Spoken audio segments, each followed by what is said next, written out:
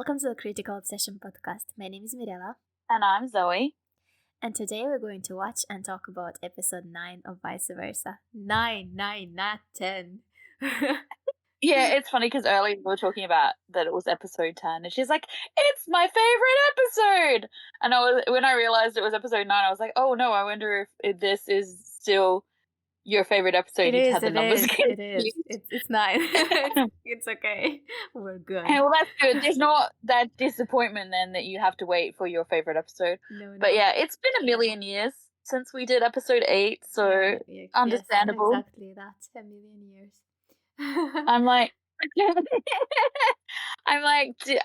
what? I don't know. I'm gonna have to watch the oh my god, my mouth's not working. I'm going to have to watch the previously on bit. Like, at least I hope they have one. Because you know how sometimes, like, every episode will have a previously, like, on bit, and then you'll watch one randomly and it won't. And it's, like, the one you actually need, the previously on clip. That's what's probably going to happen right now. Because I don't really remember what happened in episode 8. Because it's been a million years. Well, And I've seen it once. let's dive in and see if we remember what the hell is going on. I mean, I think as soon as it starts, it'll all start coming back. I think were they going on a trip, maybe? I don't know. I feel like something like that is rattling around in my brain. Obviously, you remember because this is your favorite episode. Well, I know what's going to happen. I don't remember what happened. Oh, in this one. Okay, now that we started talking about it, it's coming back to me. Yeah, I think that's the thing, isn't it? When you start talking about it, you remember it. But yeah, nothing yet. All right. All right, well, let's go watch part 1. Let's go. Part 1. Yes. How could I have forgotten the kiss and the jealousy and the kiss and Perth? How dare I? How dare you? I know, right? I was like, what the hell? When it started doing thankfully, the previously on bit, I was like, really? I saw the preview of their dialogue before kiss, and I started melting right away. I was like, oh. Well, it was funny because I was like, that's what happened last episode? Because I feel like it just goes to show you how long it's been. I feel like that was like further back. I was like, that didn't happen like last episode, but like last episode for us was like, I don't even know. I would really have to look at a calendar to work out how many weeks it's been. Very many. But very many. Yeah. It feels like it was just, like it doesn't feel like that was last episode because there's been such a big gap. I was like, oh, okay. And then of course it starts. Yep. With like a super dramatic moment. Of the like being there. caught. Hello. I'm here. And he's missing like, you. yeah. Yay. What's going on? Big messer. Yeah. Well, I mean, what a scammer, right? So, all just a scam. Manipulator. Pushing them together. Testing people. How dare he? I like how he's like, oh my god, my brain. How ton is C, right? Yeah. Yeah. No, Tale is C. Okay, yeah. Yeah. It's been too long, I've forgotten their names. That's one of my biggest concerns before starting this episode. I was like, who are they? What are they called? What are their names? Yes, exactly. Tan is Jimmy's name in the... no, what is his name? Okay, yes, it's Tan, but also Poon, because he is pretending to be Tan. And Tess is Tale. Okay, all right, got it. We've got it. We're back on track, people. Okay.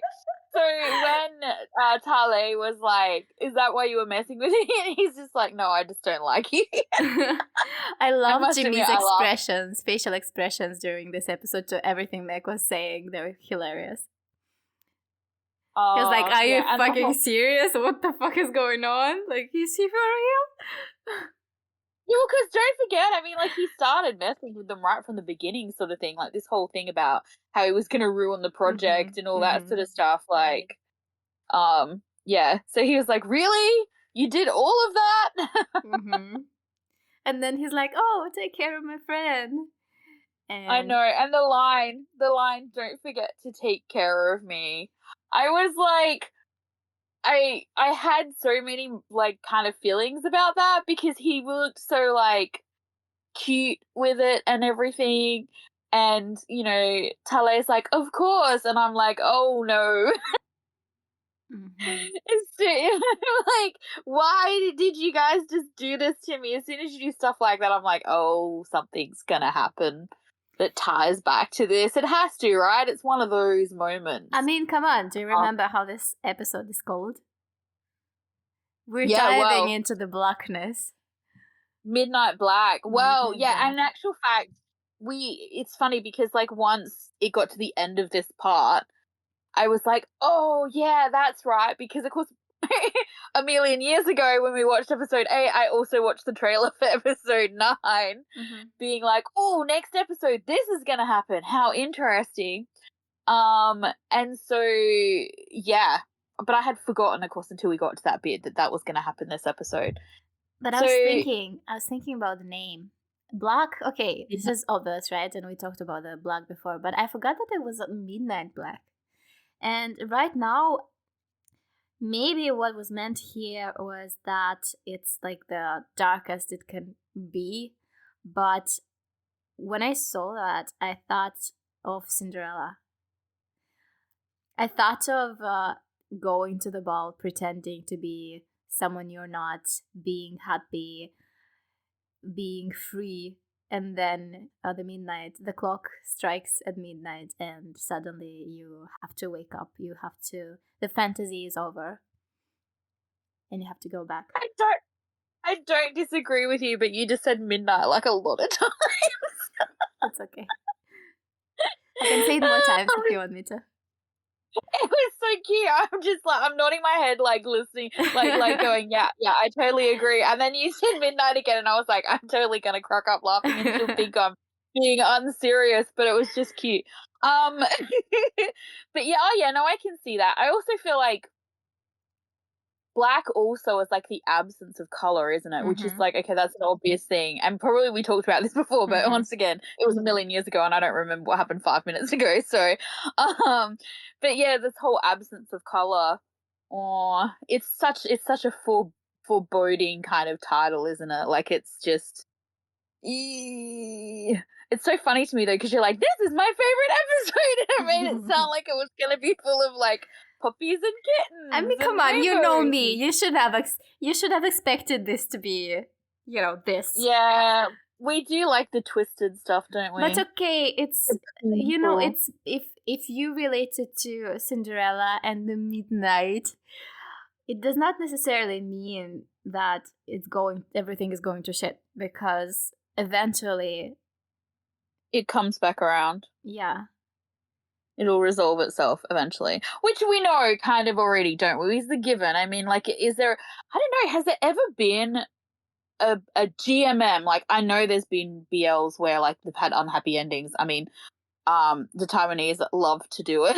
There's a history one that I'm sure everybody knows, where one of the main characters dies, and it's like, what the hell? Yeah. People are still not recovered from that, and it's been like, I don't know, 4 years, 5 years or something. But I don't think GMM have ever done that, where the couple has like not ended up together, or at least like with the promise of together. So you assume that it's all going to come back around and it's all going to sort itself out. But that's kind of like, that's intellectually, it's like when you read a book and you assume it's going to have, like you're pretty sure it's going to have a good ending, or it's going to have a good ending because you like have zero chill and you read the last page. But like getting from like point A to point B, like, and getting to the end and actually getting to that moment, like you forget when the torture is happening, you forget that the happy's coming, because you can't, in certain moments you can't imagine that it's, going to get any worse, and then it does, and then you can't imagine it's going to get any better. But yeah, I did, I have to say something that's completely unserious for a moment, because I feel like it's on brand for me, honestly. But but when the credits were playing, I had no idea how much I missed Jimmy in his suspenders and white shirt. Oh, Yeah. I missed it. I missed him so much. He looks so good. Like, honestly, I was like, I'm gonna have to do a rewatch just so I can like periodically see him in his suspenders and white shirt. But anyway, back to the episode. So yeah, so we have all this stuff. It's it was a big scam, and ha ha ha, whatever, how romantic. And then we have the scene where like Perth. I feel like Perth is like just still messy. Like it's an extension of what's his character's name's Mech, isn't it? It's an extension of Mech, like basically messing with them, getting them to enact the scene that's written. I love the scene. And I find it funny how they say the scene comes after they sleep in the same bed the night before. They talk about the characters. Yeah. And I'm like, this is such a discreet way of saying that they had sex, because the way the scene plays out, it looks like something that, two people would do after a night that's spent together where they were intimate. So the sleep in the same bed.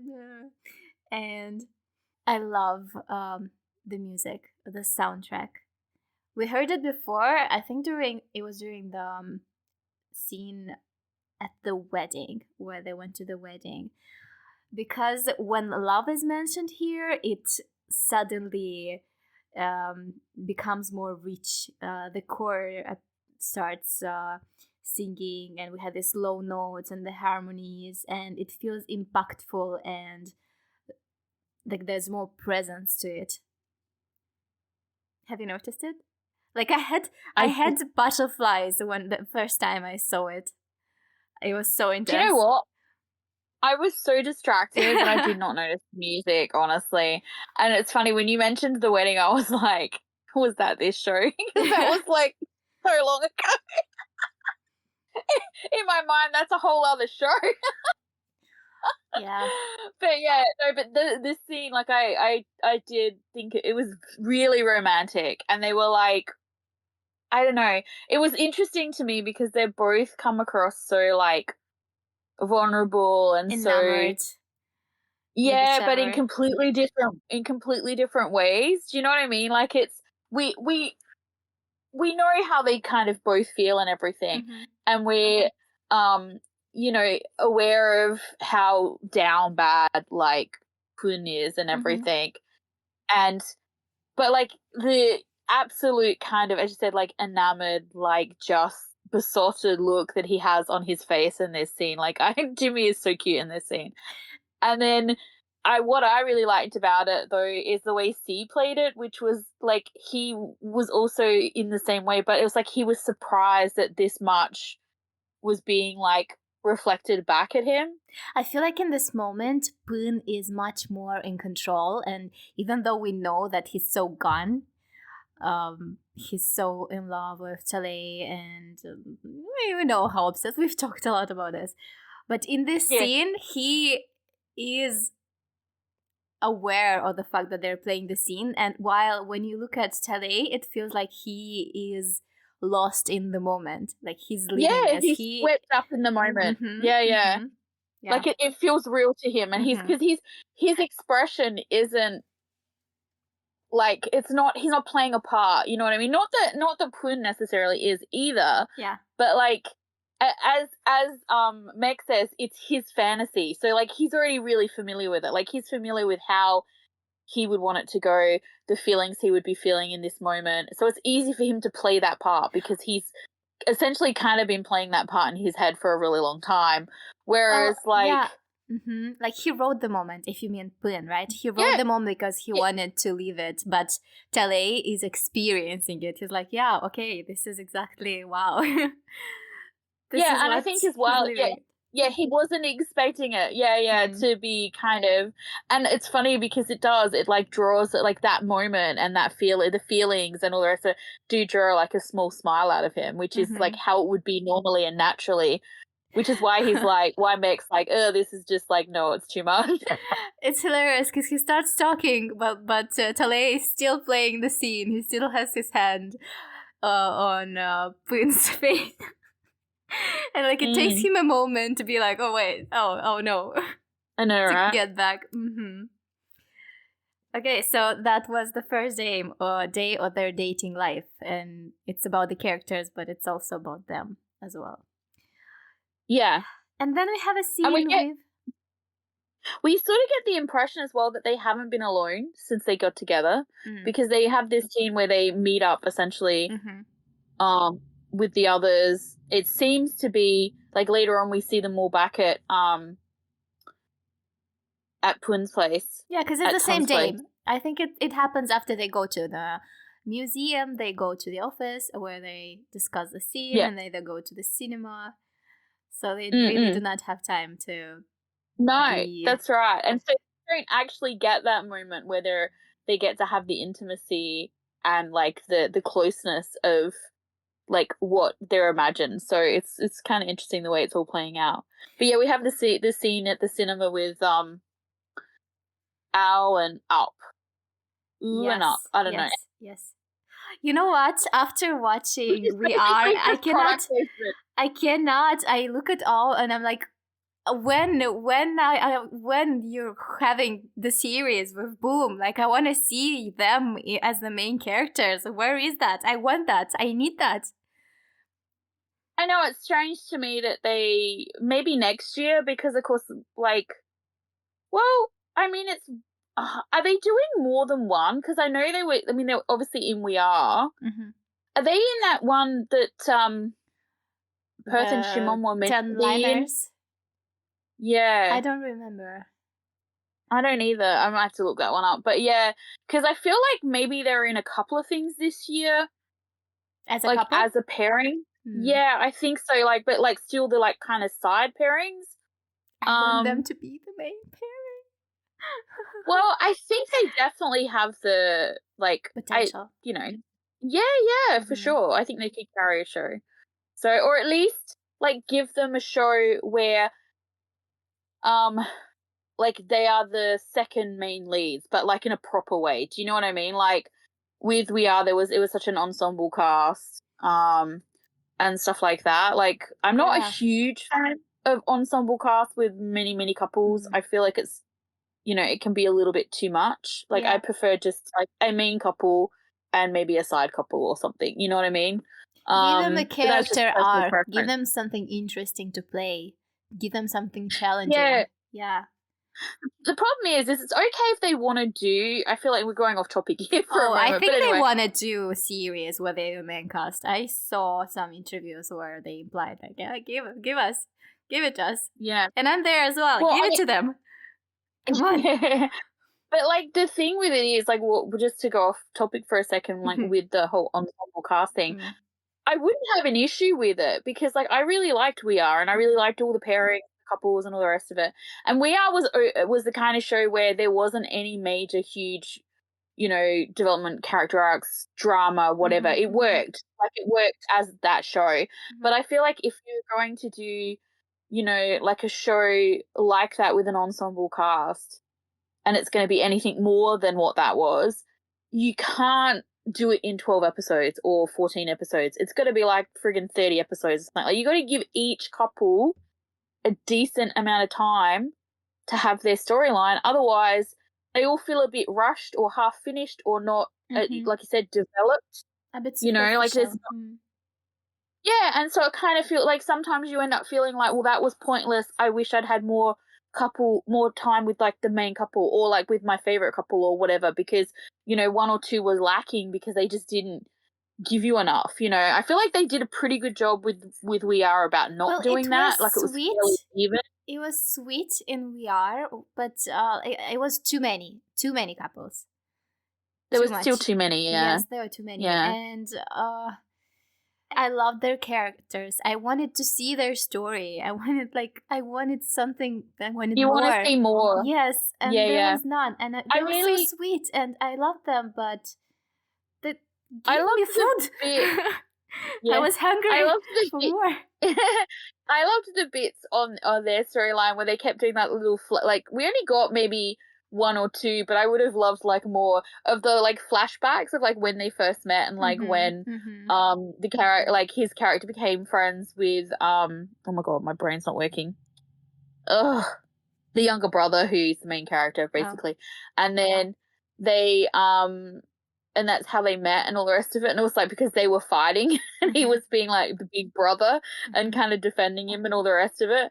And there was a couple of other scenes, you know, what like then when like they were protecting each other, and it was really cute to see like the history, and I liked that. And I was like, I'd hoped we'd get, as you said, more of the like their path or their like relationship journey or whatever. But it is what it is. So maybe, yeah, as you said, hopefully something they'll get something of their own, or at least where they're like the mains. Yeah. So then we're at the cinema, and which is basically the bit at the beginning is basically just a product placement. I don't even remember it. I think I spaced out because I was thinking about this the bit in the actual oh yeah. Well, it was funny because there was something, like, when they were teasing him and they were like, oh, why are you so interested in your body and your looks? Mm-hmm. Do you like someone? I was like, yes, he does. So then we're inside the theater. And oh my God, we have Up insisting he has to sit in his lucky seat. Because you need a lucky seat when you go to the cinema. Like, what do you need luck for in the cinema, honestly? But them holding hands in the popcorn bucket might be. I like how you're like hilarious. I'm like, I think it's the cutest thing I think I've ever seen. It was so cute. I was holding hands in the bucket with popcorn on someone else's lap. Yeah, this is cute. I haven't finished yet. I was just like, it's the cutest thing I've ever seen. It's totally unhygienic. I'm just putting that out there right now. And maybe a little bit inappropriate. Like, if I was up, I would be like, dudes, like, really? Because, yeah, I don't know. Holding hands in the popcorn bucket. Lucky for everyone else, he was clueless. Maybe that's why the seat is lucky. He did not notice that. He did not notice that. Or maybe he got lucky because two guys held hands in his popcorn bucket. Anyway. Sorry, it was there. I had to do it. Like, you know. So. But, yeah, this whole kind of, like, first bit was so kind of sweet and funny and cute. Like, we had, you know, it starts off with them still kissing. Then we find out, oh, it's not a big serious thing. I was just playing with you guys. And then they acted out the scene of the morning after and sweet, sweet, sweet. And then their friends were teasing them, sweet, sweet, sweet. And then we had the popcorn bucket, sweet, sweet, sweet. Unhygienic, but sweet.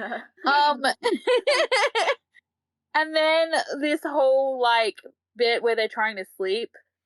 Oh, yeah. In the bed. Well, like, they're all in the... Do you know what I love? How they're all in the bed except for Poon, and it's, like, his house. Yeah. I would be like...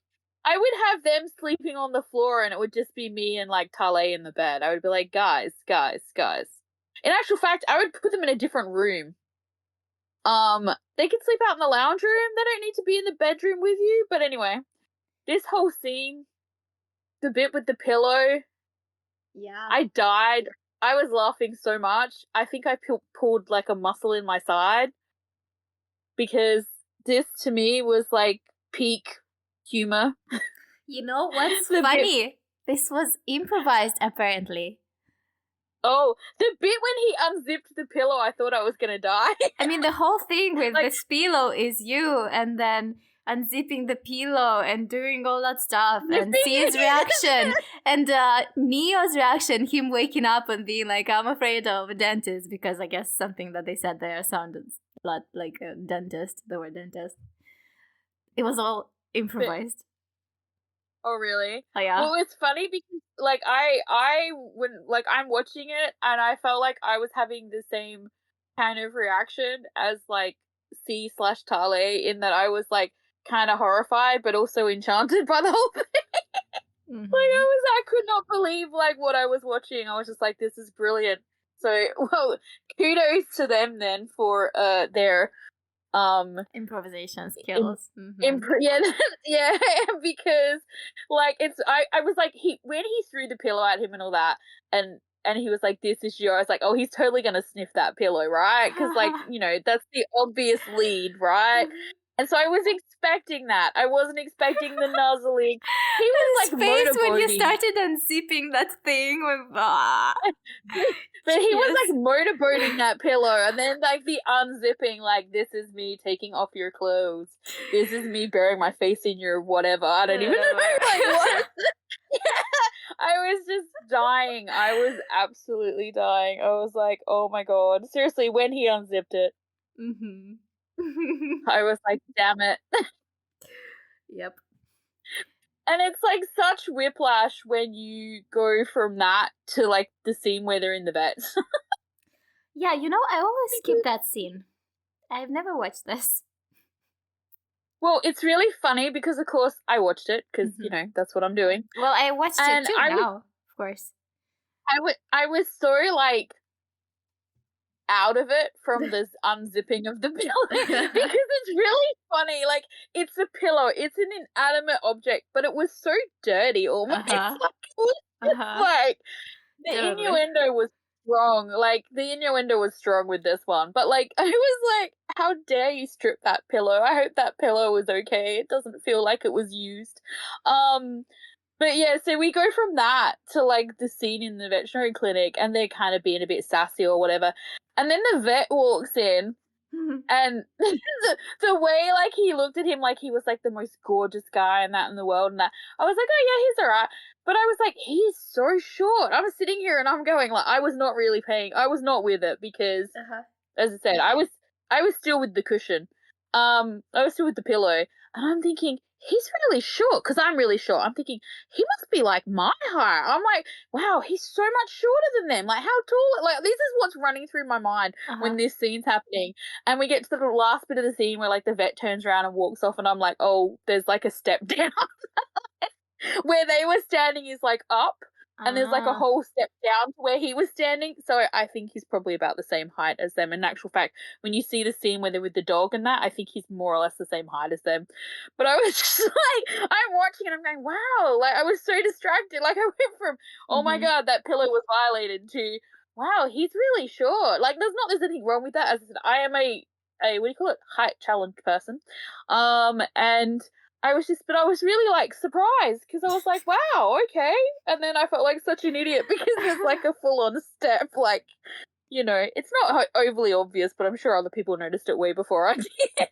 But we get the slow motion scene with Mix appearing, and it's a bit weird because you have to know who he is, and otherwise, why is that moment there? Just to, praise him for being handsome? Okay, oh no, yes, I do know he's a veterinary vet. He's a vet. He's an actor. He is pretty. But why? Why? Oh, I didn't even really think about it, honestly. I was just like, oh, I'm confused. I thought they were the couple because it seems like he was like mesmerized by him for a moment. Because if you don't know who he is, this is weird. Yeah. Like, what? Are you having a crush now? What's going on? Yeah, it was a bit weird. And then I was so confused when they started cleaning and there was poop on the floor, and instead of picking it out, they started dropping that in. What? You and I having the exact same reaction. I'm like, why are they brushing the poop into the ground? Like, why? That's just, really get it in there. Like, rub it in. Like, why? That's never going away. It's there forever. Both of them have the same brain cell because one is doing that and the other one is like, do it harder. I'm like, what are you doing? Like, well, when it's like he was first brushing it was like the poop was to the side. I can't believe we're having this conversation, honestly. Feel free to fast forward through this, guys. The poop was sort of no, you have to listen to this. And then he's like, oh no, like you need to rub harder. And then he's like, oh my god, it was just, I was slightly traumatized by that because I was like, what? No.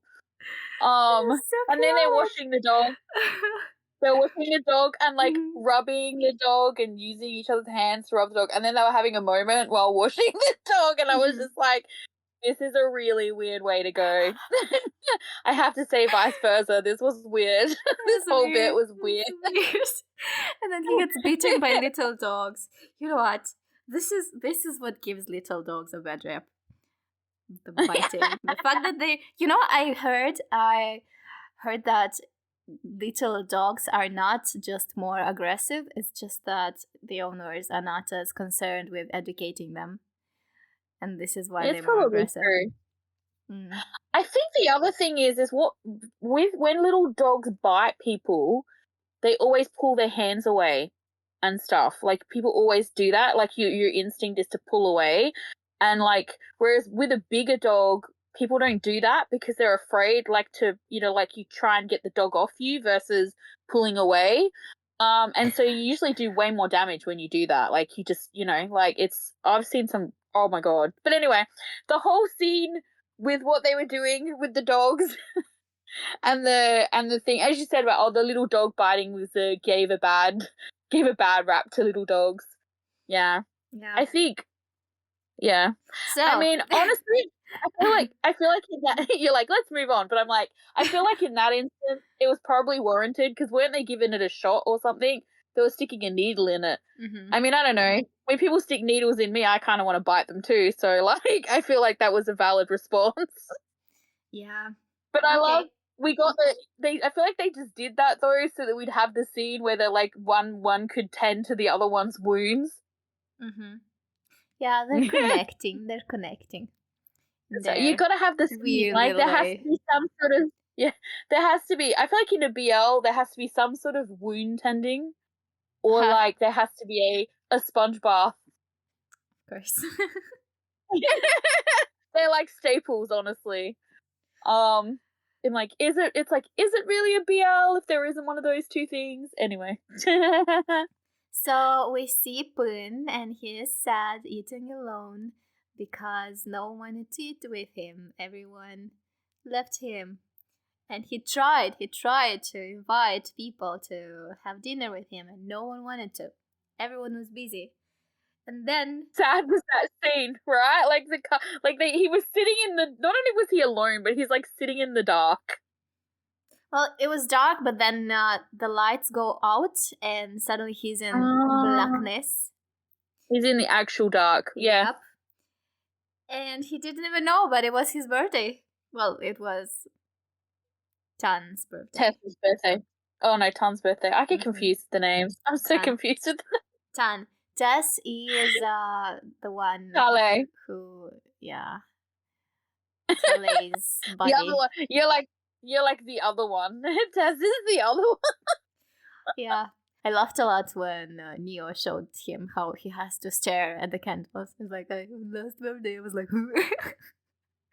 Well, people started laughing. They're like, are you supposed to laugh here? Or are you just breaking character?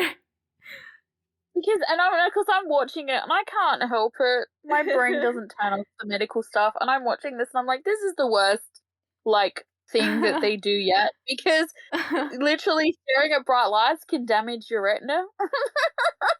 Really? It's like, like when you look at, like, when you look into a light for a long time, you get those spots behind your eyes and stuff. It's because, like, the light, the cells in your retina that sense light and that become overstimulated and start releasing, like, chemicals and stuff that actually it can injure your eyes. You know what? They're in a different universe. Maybe they have different retinas. Maybe it doesn't work like that with them. Maybe they have special retinas. Maybe it, like, makes them super powered. Exactly. Like, I don't know. Grant wishes.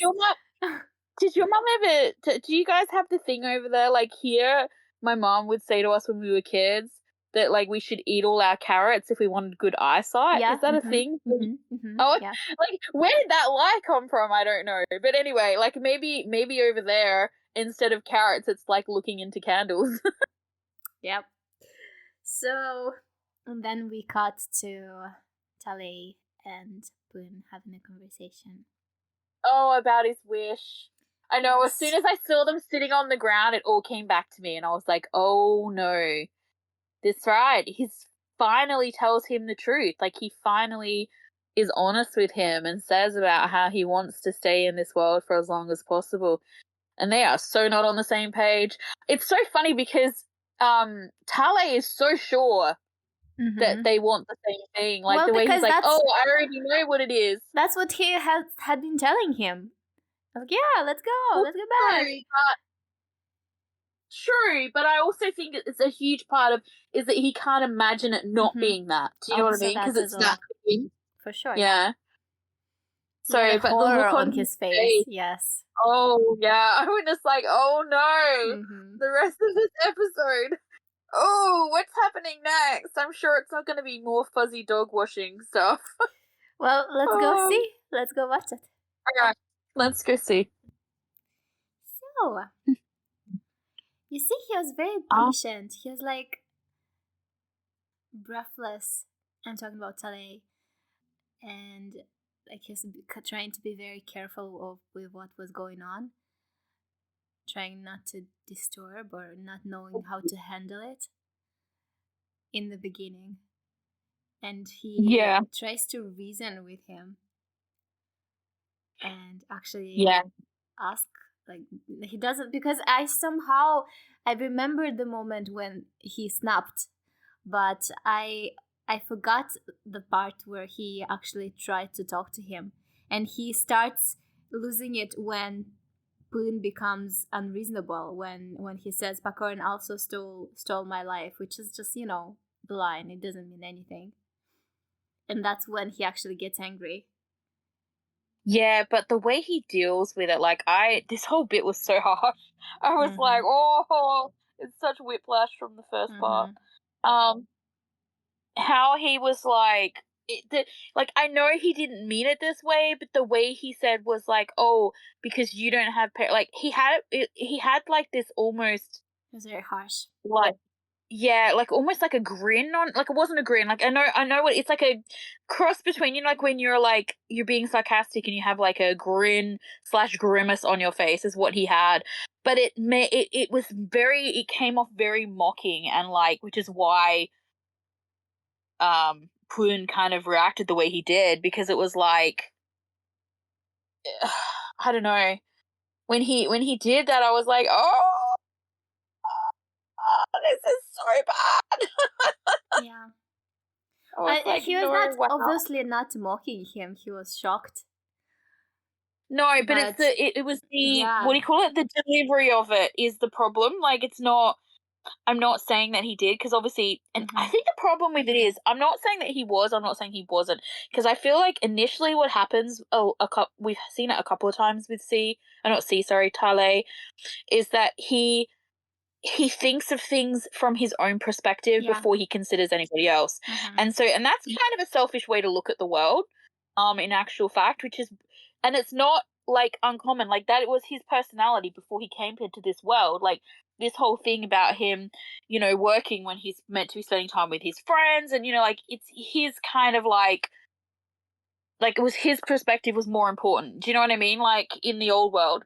And so that's not, like, that's something he's slowly learning not to be, but in this moment it was like he went, like zoomed straight back there kind of thing. Do you know what I mean?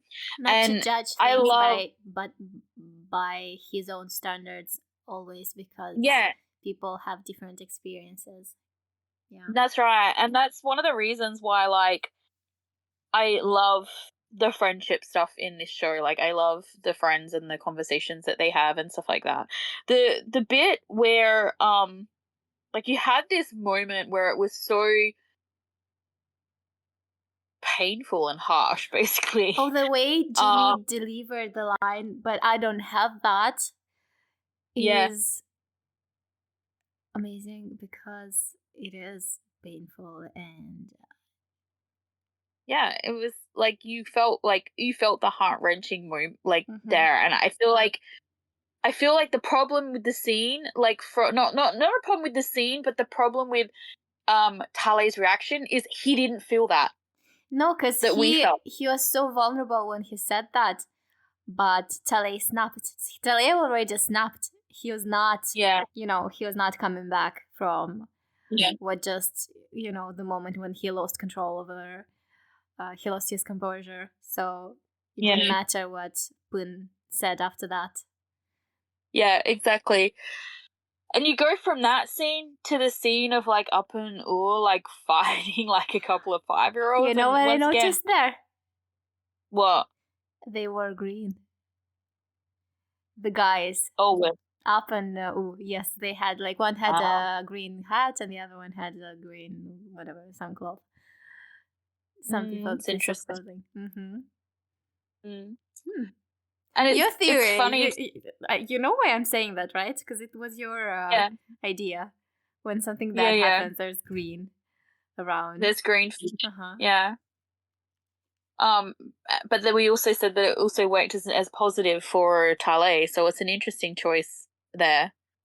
Well, it is. It is negative, but it's also positive because the way they treat each other, it's not like they're ignoring each other totally, or that like they're closed off, or like they still talk. Tale addresses him as like, "What do we do?" And blah blah. And then when they hug, when they have this group hug, they look into each other's eyes and they do not look away. They don't break away. You know, they don't isolate. Which is very interesting. Do you know what this scene reminded me of? Like, because the way they were stressing the others out was like, you know, kids when, like, parents are fighting. Yeah. And, like, when they're like, everything's fine, it's like, oh, they're still getting a divorce. You know, like, when the kids' parents are like that, everything's like, everything's perfect. And then as soon as the doors are closed, they're like, rah. It totally reminded me of that. I was like, oh, but they're not allowed to get a divorce. They're not married yet. But yeah, so it was an interesting way, obviously, to get them to sort of, like, step out of that distance anyway. And realize it, you know, that they, even though they probably didn't notice they were doing it, they were definitely projecting, if the others were affected by it. And it also, you know, as you said, got them to sort of, I feel like that helped to break, like you said, they weren't completely distanced already before that, but I feel like after the moment with the hug and everything, it was less as well. Like, for example, Tale was cold to him when he dropped him off and everything, but he was still comfortable enough to be vulnerable enough to fall asleep on the back of the scooter. Like, you know what I mean? Like, he still feels safe with Poon, even if he doesn't realize it, he still feels safe with him. And I mean, that scene was like, as well, you know, because it's that's kind of telling, isn't it? That he could still be vulnerable even after, like, these moments that they've had. Ampun wanted to talk to him, but Kita appears. And then we get the scene where they're watching their movie, but Tale doesn't see it. So Kita, the good friend that he is, starts a conversation, trying to engage him. Yes. And this line, which represents Tale very well. He says, I don't want other people to suffer from my hard life. I wouldn't want, or something like this. And, you know, the idea is very noble. It's noble, but like, the intention is clearly morally correct, right? But there are different situations, and some people just sometimes cannot afford to be like that, to be noble. Yeah. And this reminds me a lot of Chide from The Good Place, with his rigidity, because he's a moral philosophy professor, ethics and moral philosophy professor, if I remember correctly. And his issue was that he was trying to live by these rules that he adopted, and he was very rigid with them, and he hurt everyone in his life because he couldn't make a decision. He overthought everything, and he was very strict with himself. He did not judge other people that much, but it was an issue that he had to overcome, to try to consider that some rules do not apply to all situations. Or at least not in the same way, even. Like, there's no, you know, like, one size fits all. Yes. And I mean, I think, like, to that end, within this, there's just going to be silence here because I forgot what I was saying. but no, like, so, this whole idea, as you said, like, where he says to him about not wanting to leave someone with his terrible life or whatever. And as you said, it's a noble idea, but the situation that they're in isn't as black and white as that anyway, because they've literally, it's not like, I mean, I guess from the perspective that they don't know what the purpose of this is, although, the group that they attend believe it's because they're meant to, like, find their soulmate, or they're meant to learn a lesson, or like whatever. And you would assume that you've done this, you've switched with someone else. You haven't just slid into another universe, like in your body. You've switched with another person. You would have to assume that they must be doing or experiencing the same things as you in your world. So, like, if you're like, oh, so gung-ho to get back, like, they also may miss out on because there's no control over that, is there? Like, if one person wants to come back and the other person's not ready to go back, you don't get a say, you just get dragged back. And there was that thing with that person who, like, died before the leader or whatever. Wasn't there something where, like, he did he die? I can't remember. Or he came back and he had, like, nothing or something. Like, he came back to nothing. Or he lost everything really quickly, and I can't remember. I can't even remember exactly what it was. But it's like, it's not always, like, just because you think your life is harder than someone else's doesn't mean that they are going to experience it in the same way. Like, he sees Tessa's life as better than his because, or, like, at least, he's comparing it, to say the way for him to say that his hard life or whatever means that he thinks that Tess has it better. But, like, there was clearly issues there because Tess was, like, always getting into trouble. He was fighting with the family. Like, his life wasn't perfect. Like, there was something going on there, like, that we don't know, and that and doesn't get explored, obviously, because it's not about that. But, like, even just that part shows that, like, he's not, like, even in his own perspective, not covering, what's happening with him, sort of thing, and by extension by Tess. But, like, I did not see that when he said that. I thought he was talking theoretically about what he'd do if he was in. Well, maybe he was. Place. Maybe he is. Maybe he is talking theoretically, but, like, he's still making assumptions about the fact that, like, the person who is in his life will want to be coming back to his.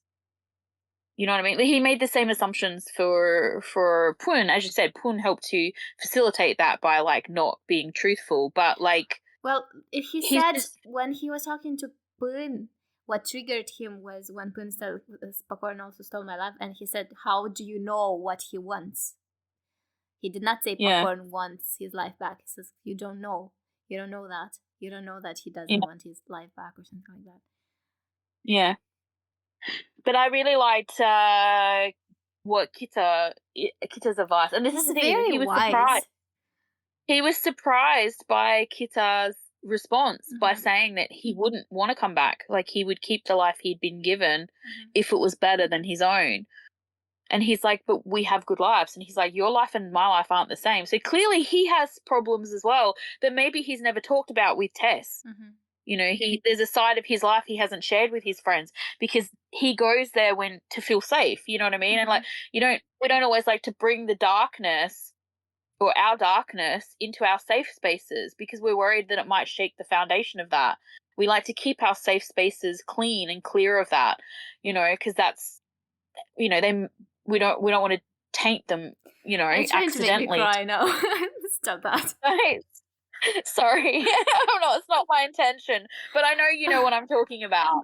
But it's often not like that because if true friendship, you don't feel that way. But, like, we don't always know what someone else is thinking. We can't always, But that, I feel like that is kind of like what he's trying to say there, what Kita's trying to say there. Besides telling him, like, you need to be aware of that. Not everything is through your eyes. You know what I mean? Not everything is through your experiences.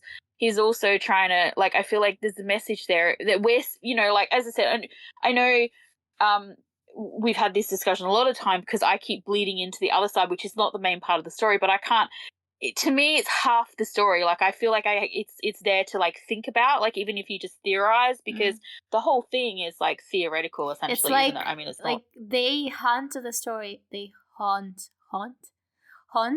yeah. haunt the story, just like Black haunts the story, half of the series. Even though he's not there, he's still present. Yeah, that is a perfect way to put it. And I feel like this is, like, a little bit of insight into Kita, and Kita might even be trying to a certain extent, you know, kind of reach out or share with Tess in this moment, because of course he thinks Tale is Tess, that, you know, like, not everything's okay with him, like, you know, that it's not all as it seems, you know, he's not getting into it, but, like, to a certain extent, some people can't get into it, you know, that's enough to let that other person know that there's a problem, and then, you know, your role as friend is to try and facilitate and help if you can, you know, or at least just be there.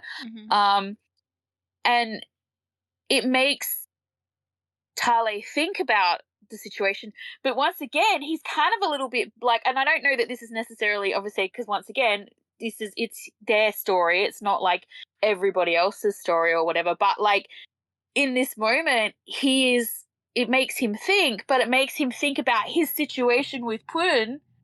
Here's his, like, what, you know, like, Tessa's best friend or whatever, which is kind of a little bit saying to you, like, I'm not okay. And that's, like, he's kind of, like, it's not like he ignores it, but, like, he doesn't, it's like he's used what he's said as a catalyst for going, oh, maybe I should think more about this, but he's, like, completely 100% focused on Pun in this moment. And I couldn't help but notice that, you know, like, Kito is such a good friend here, and he's not as good a friend back. Do you know what I'm trying to say?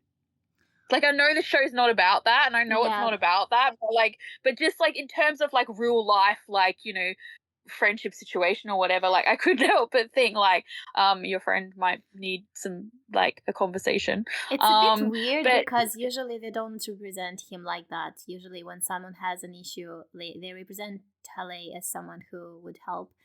But this, and I don't, like, the way they constructed this dialogue, you know, I do feel a bit like that, but I don't think that was their intention.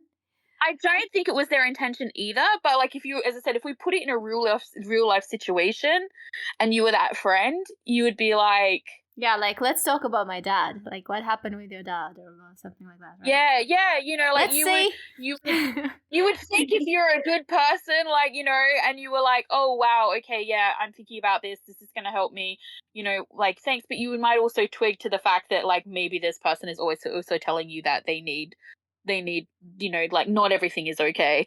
Let's say that they talked about the issue with his dad before starting to watch the movie.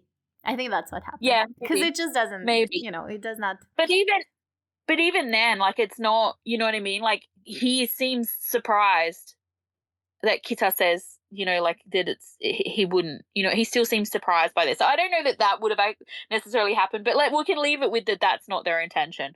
But it's just, it made me think of that. But what I will say is, I really like the actor who plays Kita, Pepper. I think his name is Pepper in real life. He played a similar character in We Are. Like, he was the voice of reason, friendship character in that show as well. Like, he was the one that he kept going to for advice. And you know what? I would really like to see him in a show of his own as well, because I find him really kind of interesting. So I would definitely like to see more of him. And of course he is Dangerous Romance, isn't he? He's oh my god, what's the character's name? Yes. So such a different character too, but then also kind of similar in that, like, name in that show. Although his, like, background was super harsh and everything, he still was kind of really quite insightful. Like, you know, when he was talking with he's talking like he has a lot of experience. Like, he learned through like experience. when he was, like, even when he was, like, you know, talking with Salom and stuff, and that, towards the end. Like, he's, very insightful characters that he plays. And maybe it's just the way he plays them as well. I don't know. Yeah, because seriously, even in this conversation, it sounds like Talay has this theories, this rules, this beliefs that he established for himself as a moral code that he applies in his life. Yeah. And it's all theoretical. It's theoretical mostly, let's say, for him. Like, he looks and let's use that. Well, when Kita talks, it sounds like he is basing things on experience. Well, I think he realizes too. I mean, this is one of those things too, isn't it? When you do have a different experience from someone else, and you realize that, because you always know when you have those friends where they like think that you're kind of equal or even, or like everybody's happy in the same way, everybody's whatever. Like, most people have at least one friend that's like that. Like, they're completely oblivious to the fact that like life is actually happening around them. Because everything's great for them, or whatever, or at least it's pretty good, and so on a superficial level, they think everything's great with everybody else, but you're very aware of the fact that everything's not great. And so that does give you a different insight too as well. So he's definitely has that. If he has issues, like, he has that insight too. But it's funny too. I was thinking about it while we've been talking, and I wonder if maybe like it was more a commentary, like the way he speaks on this and the way he's kind of, I guess, educating Talay once again, like to bring the ghosts of Tess in. Like, this might more have been for, I mean, Talay asked the question, but this might have been more a conversation that Kita was having with Tess in his mind, like, because clearly Tess is like super dramatic. He has problems, but like, does he really? Like, I keep saying there has to have been something, because like he was, so like, obviously probably I don't know, I don't want to speculate, but like clearly he had issues, but maybe I feel like in this respect, like Kita's maybe saying like, maybe his issues, like, not that his issues aren't as important or whatever, but maybe like Tess has been always so focused on his own drama that he hasn't seen that like not everybody else is okay. Do you know what I mean? Like, too fixated on his own thing. And so that, like, that conversation, like that kind of like implication, like him sort of putting it out there in that way, may not have necessarily been intended for us to look at it as if it was Talay, like he was speaking to in that way, but like maybe it was more for Tess. I don't know if that makes sense. It made sense in my head. Yeah. Because as you said, like, Talay's not normally painted that way, but maybe Tess should be. Maybe. Does that make sense? It does. It does. Yeah. And I think it doesn't help that we didn't actually see Talay be like, "Are you okay?" Let's just pretend that he did that later on, after the end of this conversation. There was more conversation that we didn't see. Or before that. Where he went. Yeah. So then we had the scene with Bang, because Talay goes to search for Bang. Isn't it interesting? Because it's like he instinctively doesn't want to address Bing. Especially in this situation where he said that at the beginning of this part. But it's also like Bing hates his life so much, he doesn't want to talk about it at all. And Talay feels it. I think so too. And I mean, like, he doesn't like he's got a lot of options, is it really? Like, if he feels like, as well, because I mean, look, let's be honest, like, I'll give this to Talay. Pun hasn't been honest with him. So, like, if he feels like he's not going to be honest with him, if he tries to talk to him about it, of course he's going to try and go to the only other source of information that he has, which is her, which is Pang. Yeah. So he's going to go to her, because that's his only option. If so, you can't speak to Pun about it. How much of this did you know already? Because if you started watching the series without knowing this, like, there are 9 episodes where you don't know that this is Pun's background, and the only thing that you hear is how he said, "I was in a car accident while drunk" in episode 1, and it's he says it and brushes it off as nothing, so it's like you barely notice it. on first watch. Yeah. Unless you know there's more to it. Well, I mean, I feel like, because I'm kind of, like, annoying that way, that I feel like I probably would have noticed it, in that I would have been like, why? Why were you so, like, in that, and why are you trying to brush it off like it's no big deal? I mean, maybe I wouldn't. Maybe I would have gone straight over my head, but I like to think that I would have noticed it. But there's not been heaps of clues to say that, you know, like, he has no family or he has whatever. I mean, there's been a couple of moments where, like, he's been very like, subtle. the way he's basically, yeah, the way he's basically completely absorbed himself into the family. Like, he's not keeping any distance. Like, the way he just says mom, the way he says thank you mom. Did you notice how soft that was? How yeah. Ooh.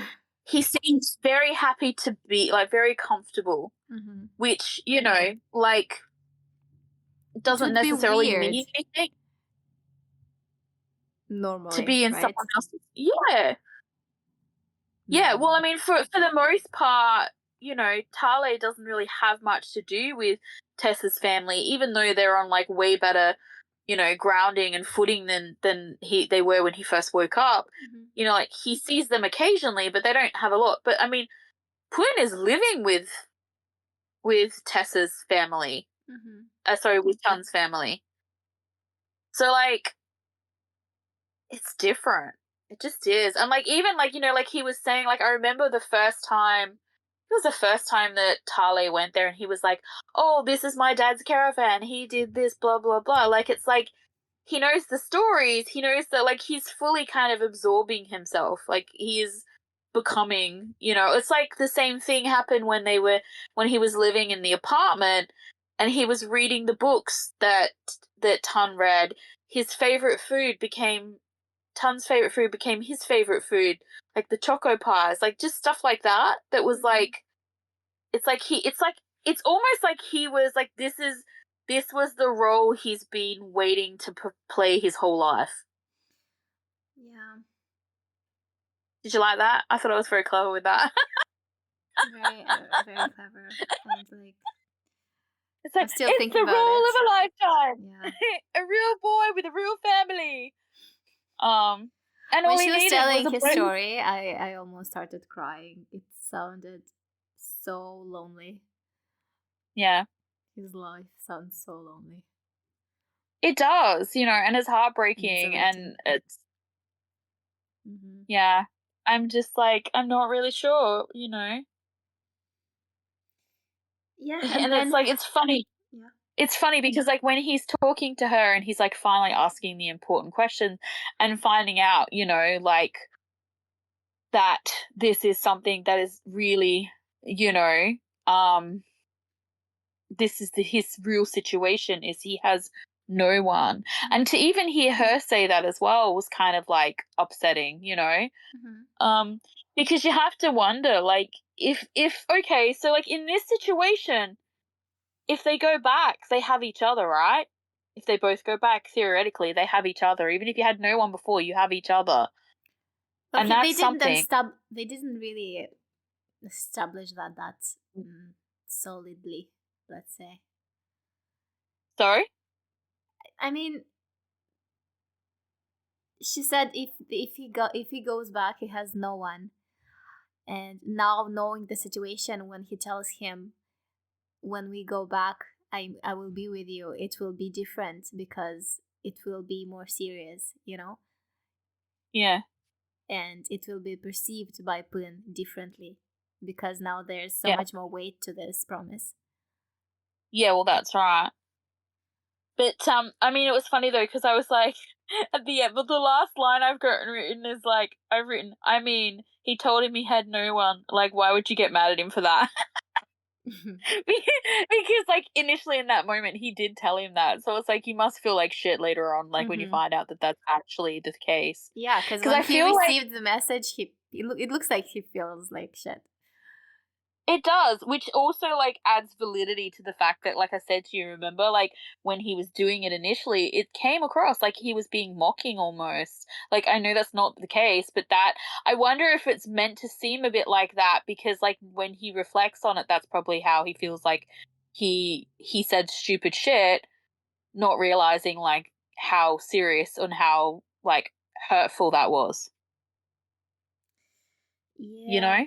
Well, let's go watch part 3. Okay, let's do it. Let's go. So we continue with the vet story. And yeah, it's not as romantic. I mean, it never was romantic, too romantic, but now they're like coming back to reality. Because I feel like this is the first time that I probably like cringed really hard while watching this show because it was so like convenient. Oh yeah. You know what I mean? Yes. Like as a plot device. Like I mean, look, every show does it in some way or another at some point. Like it's pretty rare for a show not to, do this like make something convenient to fit the storyline or whatever.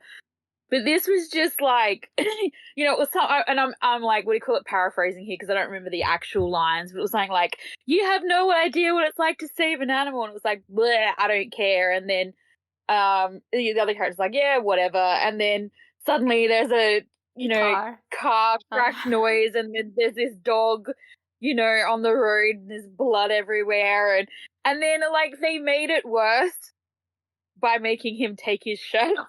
Because it suddenly went from like, oh, how convenient to like, what the hell? And I just couldn't stop laughing because like, and it's not meant to be a funny moment. Like, obviously it's meant to be tragic, serious, whatever. I feel drama. like it was supposed to be a funny moment because it's just so weird. It's so like, yeah. Anyway, and I was just like laughing, so I was like so out of it because I was like, are you supposed to lift up a dog anything if you don't know? I mean, maybe if it didn't urinate, probably maybe it was okay. Yeah, I don't know. I mean, probably. I mean, the vet is right there. Why aren't you calling the vet? Yeah, I probably would have just like got the vet, but that's just me. I mean, like the rule of thumb with people is you don't move them, but I don't know about animals. Yeah, I think if they urinate or something, that it means that their vertebra is, affected. Something happened, and you should maybe. Am I right? I have no idea. It sounds intelligent though. Like it sounds like it could be a true thing. Oh yeah. But okay. and then of course the moment was made worse because like why this scene was happening. I was thinking back to our previous conversation earlier in the podcast when we were talking about like, when the Dr. Mix character is first introduced, and I was talking about like how short he looked and like I was talking about the different levels. Completely like not at all. I completely missed that it was actually Mix. Even when I said it? Yes, even when you said it, like it just did not register for me for whatever reason. And like you were talking about it, and it didn't register. Like I was so like, this guy looks really short, like blah blah blah. It just did not even clue into me. And it's like, okay, I did feel like it was kind of weird that you fixated on him being short. Yeah, because I didn't recognize him at first. I don't know why. Maybe it was because I wasn't expecting him to be there, so it just didn't click, And then like, and of course he's Dr. Mix in this world, isn't it? Like his real life persona or whatever. Yeah. And so, but like, even after we talked about it, even like after when like the character was mentioned again, it still did not even like register me. And we didn't see him necessarily here again.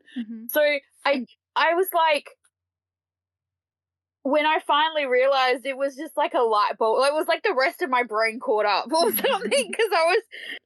So I went from being like, "Oh, how convenient," to the dog/car incident, to laughing about the fact he took his shirt off and suddenly he's like, all buff or whatever. And then there was the scene where they were like waiting outside the operating room, and how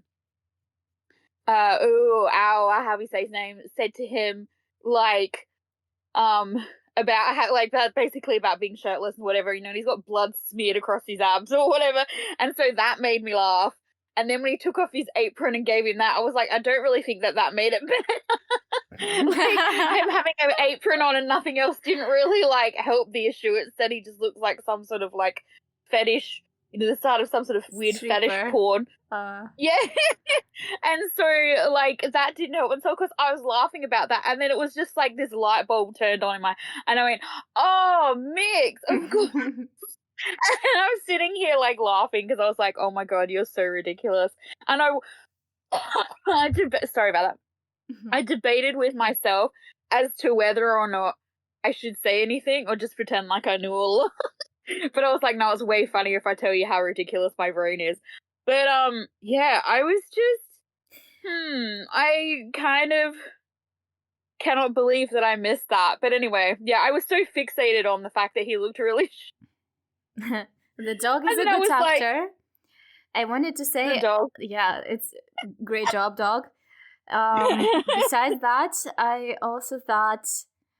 that he said, washing a dog and cleaning some poop, well, actually rubbing it into the floor, but whatever, is not really that job. And I guess he just wanted him to get a bit traumatized, and his wish was fulfilled quite fast.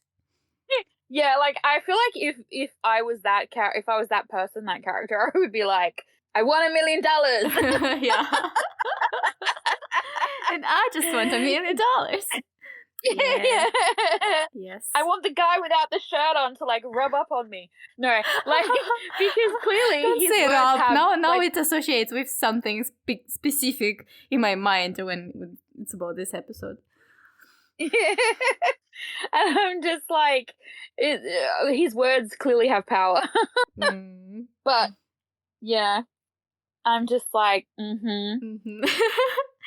And then we see again Tale looking for Poon, because Poon tends to isolate when he is hurt. And so he's told that Poon went to this island that is basically situated in the middle of water, and the path to it gets easier when there's no tide, right? When the tide's out, yeah. So he goes there and he gets a panic attack because he's afraid, because he basically died in the water. And this is how Poon finds him. Yes. So this bit here, like, when he finds him and everything, I was kind of frustrated. Because, like, once again, he's like, they're not, like, being honest. Like, this would have been a great time to like, because we know that Poon told him essentially how he died. This would have been a great time for him to share, like, reciprocate. Instead, he's like stoic. So many stories wouldn't have happened if the heroes were honest with each other. Look, I know it's like drama. Like, you can't, if you resolved everything and things would be over in 10 minutes, and it would be like, wow, life is easy. And that's not how it is. But I'm like, I get frustrated. I don't know. Because I'm like, you're not being honest again. And I mean, it's clear that Poon knows that he's full of shit. You mean about Tale? Well, maybe he's in this disposition that he doesn't want to focus the attention on himself, because he feels like he wronged Poon and he wants this to be about him. Yeah, true. I mean, it could be that. I mean, he's clearly, like, putting off strong I'm afraid of the water vibes. Like, Poon's not an idiot. Like, that's why he gives him the piggyback, which I will say is very cute. It is cute. And then they compete with the stories, because Tale apologizes, but Poon is like, no, he doesn't want Tale to feel bad. So they kind of apologize to each other a million times. Mm-hmm. And then we get him saying to Tale, explaining the thing that we already talked about, that he basically wanted to pretend that his old life never happened, and his name was a part of his old life, and he never wants to bring it with himself into this world. We get Tale saying what he said, well, it was so funny because, like, when he said, once again, I'm paraphrasing because I don't think I've got the exact wording correct, but something like, at one time you had me in your life. Like, he was like, oh, yes, even if we go back and things are still the same, like, at one time you know, the important thing is that at one time you had me in your life. And I'm like, wait, what? That doesn't really sound very romantic. That doesn't really sound like the I promise I'll be there forever for you moment that I was expecting. Like, I was like, rah! And then and then of course I had that, you know, like, oh, I spoke too soon moment because of course Poon is like, shouldn't it be have you, like, or something like that. And I was like, I literally wrote on here, oh, I spoke too soon. But did you though? I'm like, because he still said what he said. I mean, does he think that there's a possibility of Poon not wanting him in his real life, or that that it's a big responsibility and he was afraid to just take it upon himself, or that he's not good enough for the job considering that he hurt him? I mean, I don't know necessarily, like, what his motivation is and whether or not that, like, that's the reasoning behind it. I mean, it definitely could be. Obviously, the biggest thing is that while their lives are in each other's orbits in this universe, in their universe, they have completely separate lives. Like, it's not like they're, as far as they know, in each other's, you know, circle at all. Yeah, and so, and how do you, and it's different, you know, like, if you were to say, oh, they're semi-famous, let's say they're, like, famous in that way that, like, people who make movies are famous, but, like, no one actually really knows their names unless you're into movies, you know what I mean? Like, we all go and see the big movies or whatever, and we know the actors, and we know like, sometimes you'll know the director or, like, whatever, but it's, like, unless it's a movie that's been made from like someone who you already like the screenwriter, or like whatever, based on a book you like, or like whatever, or unless you're like really into movies and you read all that stuff and you're interested in all that stuff, most people don't know who wrote this movie or like, they don't know. But they're, in terms of like the movie making world, they're famous. So like other creators and other directors and like people like that would know who they were. So let's say if in this universe that they're currently in, they're both kind of like semi-famous, or at least, you know, if they kept doing what they were doing, eventually they might become semi-famous. Like, they're on a kind of an even level, aren't they? Like, they're in that kind of zone together. But there's big difference to their reality, or their, you know, real world, where Poon is like famous, and Tale is like just a normal person, essentially. And how does that marry? You know, like, we all know that that's not an easy place to be, because there are crazy fans and there are, like, you know, annoying press, and everybody has an opinion on like who should be with who and what's okay and what's not okay, and like, you know. So like, he thought it was presumptuous of him to decide for, like, but still the way he expressed it, like, there's a lot of insecurity here.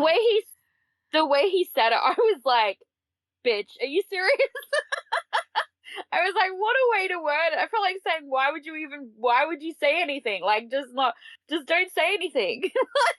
Like, I feel like if you know, don't just be like, hey, well, you know, you'll still know me sounds better than at one time you had me. Like, that sounds like he's already planning to, like, abandon him. Yeah, it kind of sounds like the writing is not very good here. Like, it's like they wanted Poon to have the last word, and I'm not really sure why, because it doesn't fit the situation very well. Yeah, it gives me a bit of a weird feeling, this exchange. Yeah, well, because it kind of almost feels like, once again, like they're not being really honest with each other. Because once again, Pun is saying, don't you mean have you? But then at the same time, clearly he doesn't believe that either. Otherwise, why would he want to stay? Yeah. You know?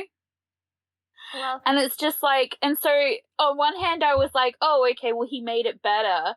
Like, and so my initial thought was, as you said, that they had Tale say it that way so that Pun had, could like correct him essentially. And then they had the whole like, and he was like, oh yes, and they had the cute little like look at each other, and I was like, okay, so it's better. But then, I'm sitting there and I'm like, okay, so like, are you gonna tell him who you are now? because the need for that secrecy is gone, surely. Maybe he's not ready.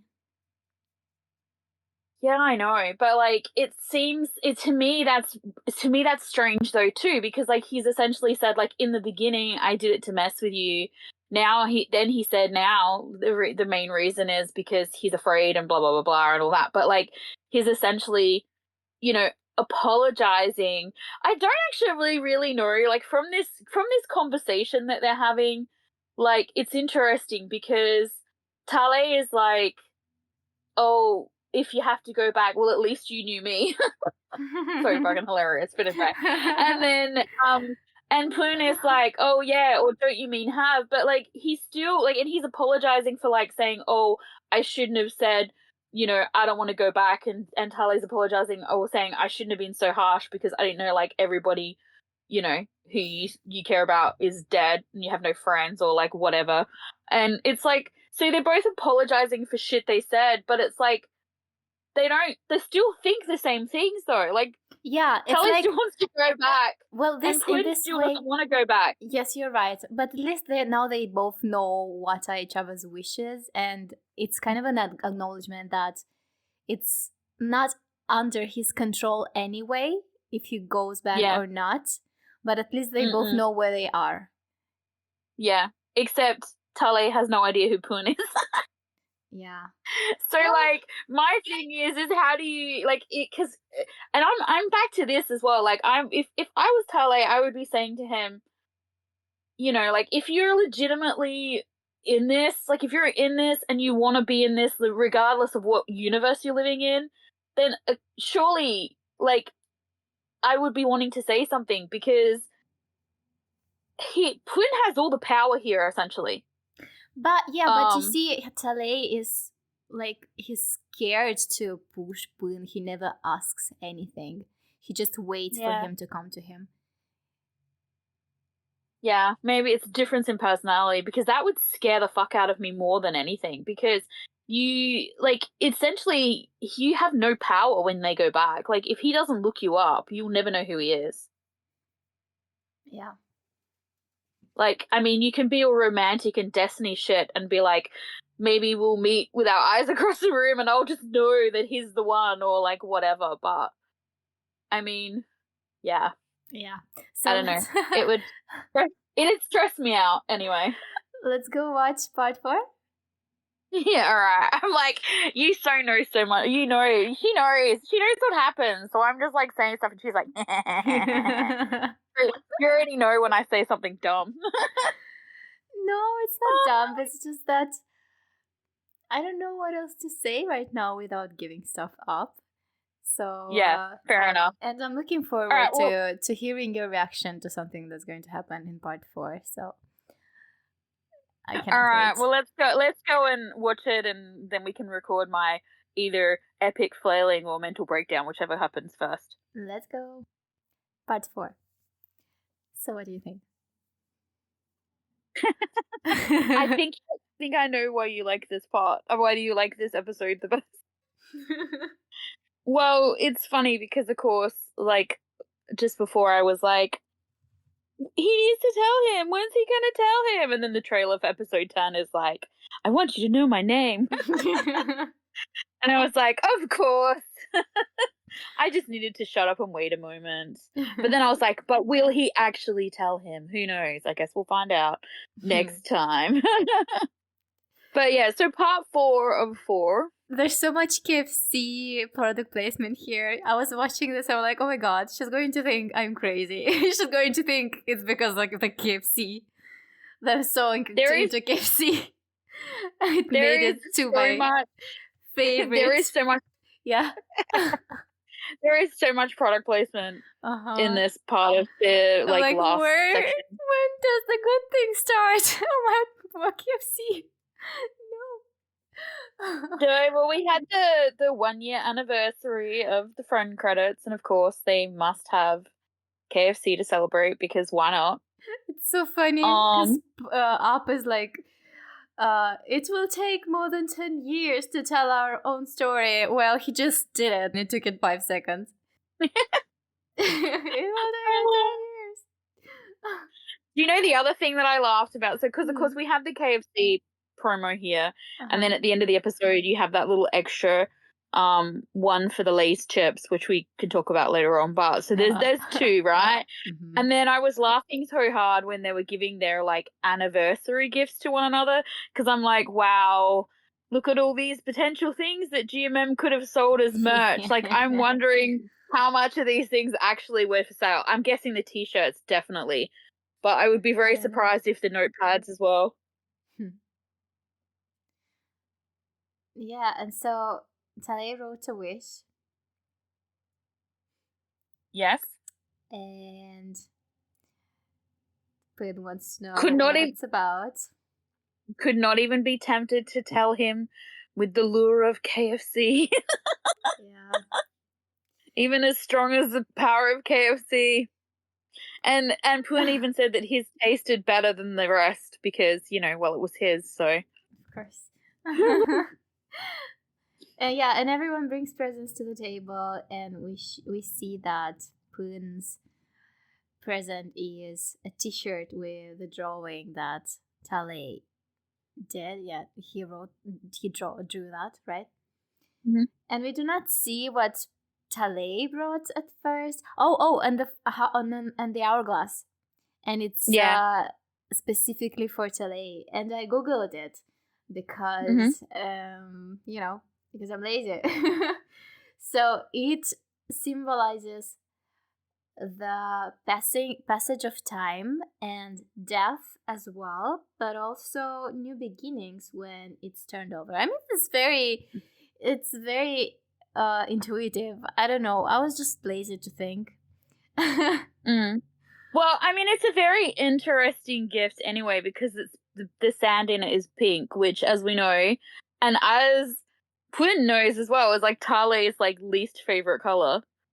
But he also knows that Tale associates it with like love and stuff too. So it's almost like I kind of took it as being like he could turn it over like whenever he was ready to like love. Because it's so funny to me that in this episode we get a scene where they're like, I think I'm falling for you, and I'm like, really? Now I know, right? Not like 5 episodes ago, or like the first time you saw him. Episode. Yeah. I'm just like, this is suddenly like, what? Like, I'm in love with you. An understatement. Yeah. So, but I feel like Prin is aware of the fact that Tale is like this. Slow. And so yeah, and so like one way to look at this as well is like when he's ready to love, he can turn it over, and it can start. Do you know what I mean? Or something like that. For me, it was more about Prin being ready to accept the fact that time is passing and things will change. Maybe more about that than I feel Tale. like it's because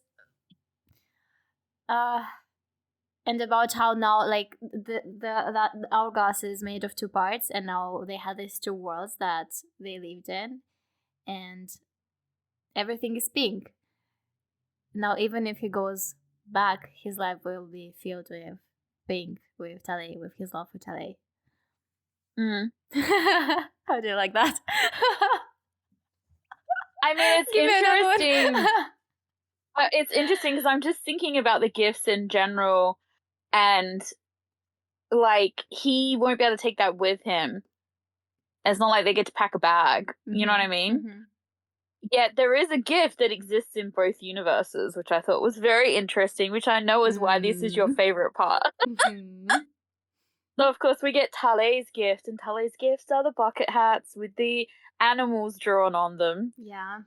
To represent how he sees or feels about the other people. So, you know, I'll go, I can't remember the animals that they both got, but of course, but isn't it fun? Because remember how at the beginning we were like, he sees colors on people, but when he sees colors, it feels like it's actually judgment. It's isolating him from the world.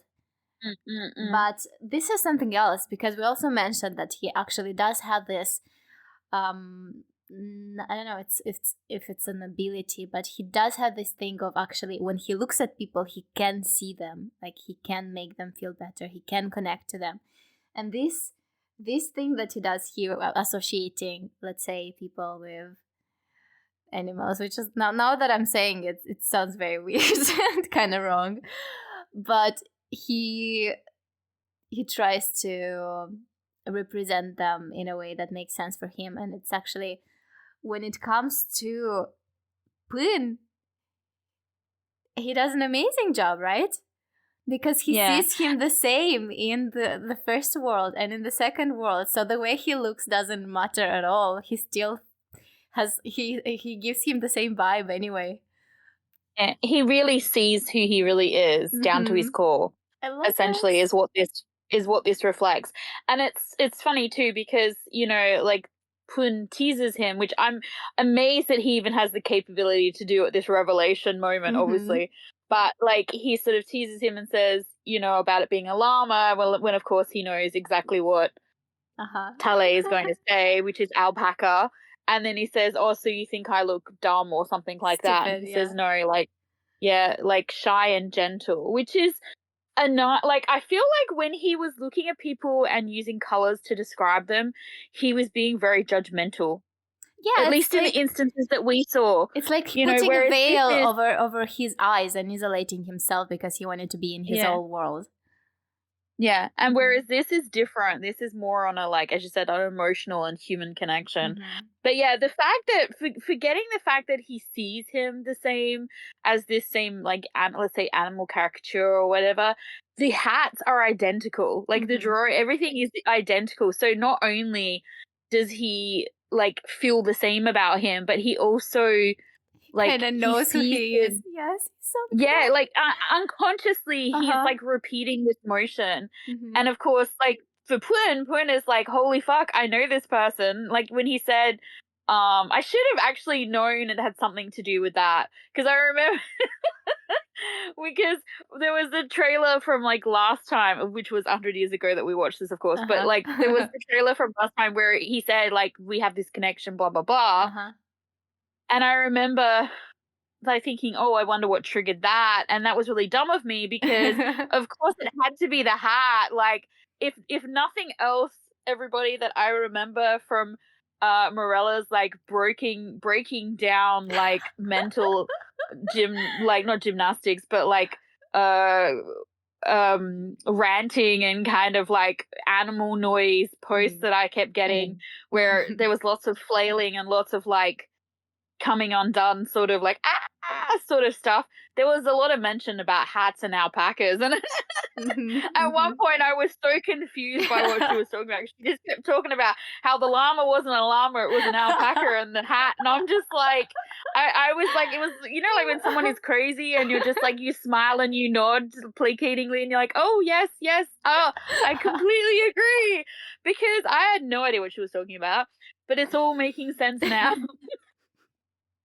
It's all starting to come together. And of course it's the hat. So, but I was just like, I thought it was interesting because, you know, I said before in the last bit about how Poon has, like, all of the power at this moment, and I feel like even more so now, because not only does he know who Tale is, and that they know each other, but, like, he like Tale doesn't know who he is, but he knows exactly who he is. You know what I mean? And how they know each other essentially. And I was just like, wow. So he's like all of the power. Yeah. But he's really happy about it. Like, as you said, it has to reveal to him a little bit that, like, this person in front of him, this person that he's put his hopes and his dreams and his, you know, all of his, like, feelings into, is someone who is not going to be, you know, distracted by who he really is in the other world. Like, this is somebody who's not going to go, oh my God, blah, blah, blah, and change. It's not going to change anything because he's always seen him the same, as you said, regardless of universe, regardless of faces, you know, like he's the same person to him. It's such even the fame, even the looks, nothing, even his aloofness, nothing could make Tale see him differently. It's such a nice touch, isn't it? It is. And also, if you look at it, like, we had the flashback from when they first met with the hat and everything. And at the time, like, you see as well that Pun back then also thought he was cute. Like, also thought that this was a cute guy who was sweet but, like, he couldn't see anything beyond, like, whatever pain he was having at the time or whatever. Like, he couldn't, you know, this was just another person who, that he couldn't, you know, imagine would have any interest in him or whatever, or real interest. And so, you know, it's sad when you think of it like that, but at the same time, like, one of the first things he thought when he met Tale was that he was cute, you know what I mean? Like, that he was. So they have similar, you know, takeaways from each other from their first meeting, so that's cute. Yes, and he puts the hat wrong to get Tale to repeat the thing that he did there in the bathroom to fix it for him. And he says the llama thing so that he, you know, to trigger him, to correct him, to say that it's actually alpaca. It's alpaca. Yeah. Well, I feel like that would be, like, because if it would feel too good to be true, like, initially, like, when he looked at it, he's testing to make sure that the reality of the situation is actually the reality of the situation. Like, it's not just a coincidence that, like, the drawings are the same. Like, this is the guy. Like, this is the guy that he met who did this before, this sweet, cute guy. And so, yeah, I liked the way they did it. I think they did a really good job of the scene. And of course, you know, we get the talk about, like, what his actual wish was, the reveal about wanting to reunite. Oh, yes. It also made me think of the thing that he said in the last part of the episode. And I was like, and now that he confessed, he says that I am falling for you. And the thing that worried that when you go back, I used to think I was worried that when you go back, I'd be left alone. But now this is how I interpreted it. Now I understand that it's because I didn't want to lose you. I was afraid of losing you. And then I thought, well, actually, it kind of fits him very well, doesn't it? Because he is that person who really thinks things through before saying, especially stuff like this, especially when it comes to his feelings. Because as we talked about it before, he takes his feelings very seriously. And once he says it, he's not going to go back on this. He's not going to take it back. It's like he made a decision. It's like he set a direction in which to move. Well, it's interesting too, because I like the way, like, when he says about wanting to about how his wish was wanting to reunite, and then Pun says to him, I will look for you. Like, I was like, I feel like this was like, this whole thing for Pun would have been like a confirmation, and like, as you said, like, Tale is coming at it from, like, careful, constant thought and consideration, and whereas Pun is like, he's just had this, like, moment, like, this, it's almost like an epiphany, because he's been given this, like, gift of proof that, like, everything's okay, everything, like, this is meant to be, you know what I mean? And that sign that they were told, you know, from the nurse and everything, that there would be a connection, there would be meaning to all of it and everything. And having this thing for him, it's almost like it's a sign to him that in every universe they all find each other. Like, and I'm like, yes, my dude, now embrace it and be brave. I'm like, be brave, goddammit. But yeah, so this scene though, when Tale tells him he's falling for him and everything, Jimmy's smile is so adorable. Oh my goodness, I like died. Why does he look so cute in this scene when he was just so like soft, happy? Like, oh, it's unusual to see that expression on his face. I remember when I first saw it. Yeah. And I think I saw this scene when it was still airing because people kept talking about it. Even though it was not very popular, vice versa, I still saw people talk about this scene because it was that impactful. And I saw it, and I got surprised by Jimmy's face because I remember him from Safe House. And I couldn't imagine that he'd do that with his face ever. You literally sent me a message like this as well, I think, where you were flailing about it was obviously this scene you were flailing about, and you said something about him looking like a little kid. And that's a very accurate description. Like, he does. He looks very child and innocent and just happy and like, like there are many really moments. Many moments when he looks like a little kid in this series in particularly. Yeah. I think the moment that I talked about was when he did that thing, when he wrote on the window and Tale confronted him and he said, oh, well, I was just acting, blah, blah. And Tale got upset. And that moment, I remember he looked like a kid who has been pointed out that he did something wrong. Yeah. Or maybe you mentioned it to me more than once because the thing I'm remembering, you were like giddy about. And I don't think you would have been necessarily giddy about that moment, but I don't know, maybe you were feeling masochistic that day and you were like, pain. Another moment, another fact, I loved the way they edited this moment, switching between their first meeting and their conversation here, especially when they start kissing, right? And what's happening is that Poon imagines his real face when he's kissing him. It's like, oh my god, my boyfriend is so cute. I'm kissing that really cute boy. I'm like, good for you. I'm glad. Happy for you. Yeah. I'm like, yeah, he has no idea. Like, you could be lying. You could be a 50-year-old man for all who Tale knows. Yeah. But yeah, no, I really liked it too. It was very, very, very cute. And then, of course, like, it's essentially the end of the scene, really, isn't it? And then we get this, like, Chip promo clip. And at first I was like, really? I was like, really? Especially because not only was it Chip promo, but they did the flashback to, like, the other world where he was, like, clearly meant to be in university or something. And he was eating, like, Mama OK noodles. Like, clearly this particular chip flavor was like a collaboration between Mama OK and Lay's, and so they're like doing 2 product placements at once. I'm like, wow. How ambitious of them. And then but it was still super cute. Like, it still managed to be a very, very cute product placement. We had the whole worth it. It was worth it for the line tip for saying he's my boyfriend.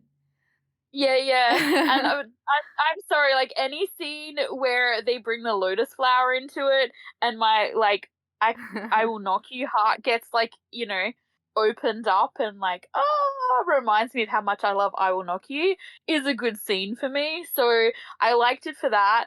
I also liked it for the boyfriend comment. I also liked it for the 1 pack per chip or whatever. I thought that was really cute. Like, the whole thing was just very cute. It was well done, I think, considering it is a cringe product placement. They did a good job. And then, as I said, then we got the trailer for I want to say next. I keep wanting to say next week's episode, which is funny because there's no next week. And if there was, it would be not me, not vice versa, unfortunately. There's no next week. The whole world ends tomorrow. Yeah. That's right. Well, seriously. Some days, like, after work, I'm like, really? Do I have to do this again tomorrow? But yeah, and so it's like we get to see the clip where he's basically like, I want you to know my name so you can find me. And I'm just like, of course, now I have to wait. Evil, mechanical, maniacal. Oh my god, I can't say that word. Yeah, it's not happening. No, how it's maniacal, I want to say like when you laugh like a crazy evil person. Oh no, I can't pronounce it. This is weird.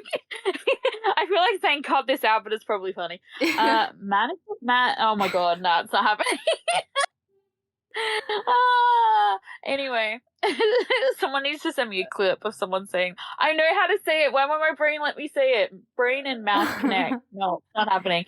Anyway, I was going to laugh like a crazy person, but because I don't actually know whether he tells him, only you know, and anyone else who's actually watched my I know. Yeah, so I'm just like, frustration. But yeah, it was very, very cute. I understand why you liked it. The scene was really good. I liked the connection, the way they drew it together. And I very much like the fact that it's Poon who sort of discovers knows the connection. Especially because he was the one who, in the previous part, implied that he does not want anything from his previous life. He doesn't even want to know his name. He does not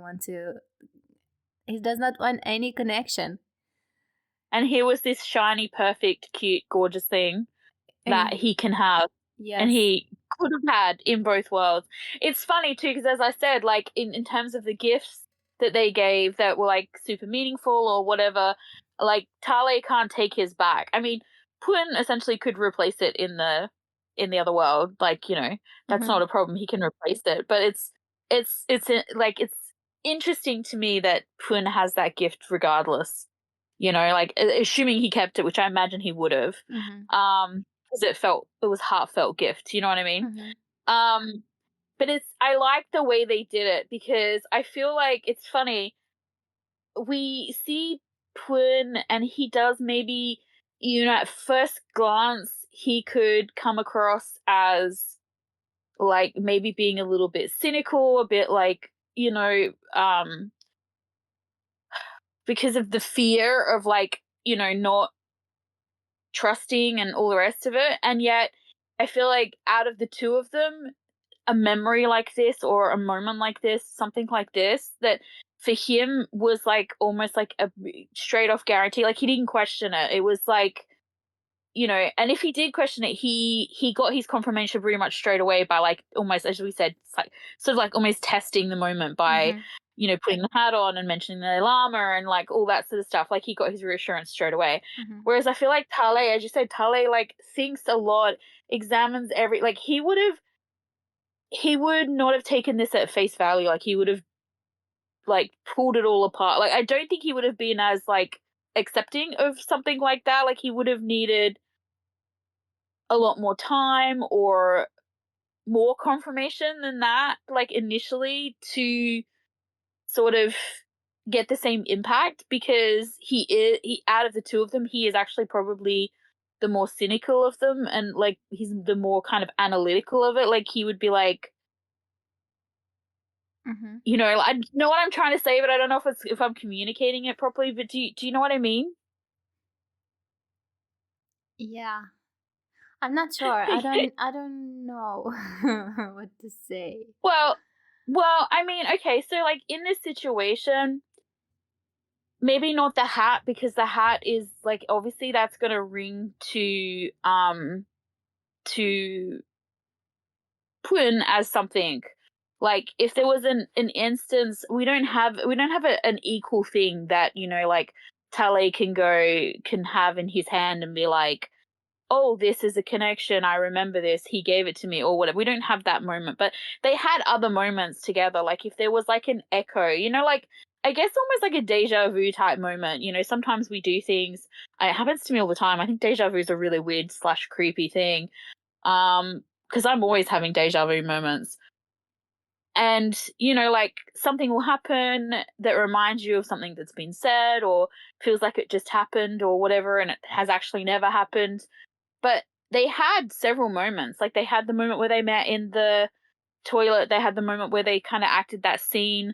Like there is definitely something that could have happened that was repeated in this universe, but I don't think would have necessarily, like, he would not have taken it. He would have just like looked at it and gone, it's a coincidence, I guess is what I'm trying to say. I think I think it fits because Tally wouldn't notice it. He just wouldn't notice it. He would just do the intuitive thing and not notice the thing until it hits him in the, in the forehead. Yeah, as I'm saying, because he need but I guess what I was trying to say is that even like if he had because I mean it's different. It's hard to compare the two things because obviously having an experience or like hearing something said again or whatever, like that's different than being actually given something. Like the hat is a tangible thing, you know what I mean? So it is different and it's difficult to like try and associate that with Tully because they don't, as I said, they don't have something like that from his perspective. But I guess I was trying to say, like, I wondered even if it was tangible, because, you know, like you were saying, like, that makes sense. That's his response for something like that. But I'm wondering if it would be a similar response, even if it was a tangible thing. Because he needs proof. Yeah. Whereas he doesn't trust his instincts. He doesn't. Yeah, I think so. I think that's what I mean. Like, or like that it would mean the same thing being that it's a different place or something. I don't know. Like, I don't know. I feel like he would, there's no way that he would have just like, cause this thing happened like with Poon and it's like within sort of like, you assume that this is like a couple of hours space, like, you know, span of time where, you know, the gift was given, they partied a little bit more and then the others fell asleep and now they're having this deeply meaningful conversation. And in this period of time, he is 100% like in this moment reassured by everything because of this hat. You know what I mean? Because of the association of this hat and the wording surrounding it and the memory of it and all the rest of it. Whereas I guess what I was trying to say is that if the roles were reversed, Tale would be like, it'd be like 6 months later and he'd still be like agonizing over like, did it actually mean anything? No, because we have the situation. We have that. We don't have to imagine. It is happening. I mean, he had this encounter with the actor. He knows that Spoon. I mean, let's say.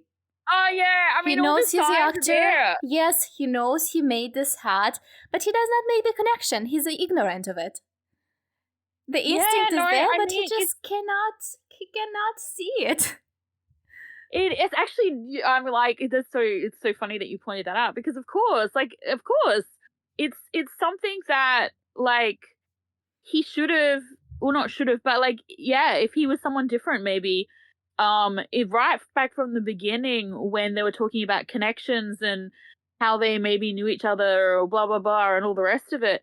When he found out he was an actor, like, he started randomly suggesting people, well, like, it would make sense to suggest the person that you only met recently, like, more than once, who was an actor. Like, if you look at it from the whole way that they met in their universe, both instances that they met were, like, absolute flukes of, like, destiny almost, weren't they? Because he was meant to give him the gift, but he wasn't where he was meant to be, and so he was like, I gotta go to the loo, and then he happened to run into him in the toilet.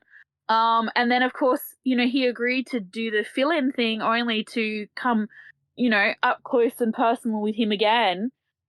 Like, it's strange to me that it didn't. Yeah, you're right. It's like, it just goes to show kind of like how blind he is to not even consider that this actor from the other world that he might have a connection with might not be the actor that he kept like running into essentially just before everything happened.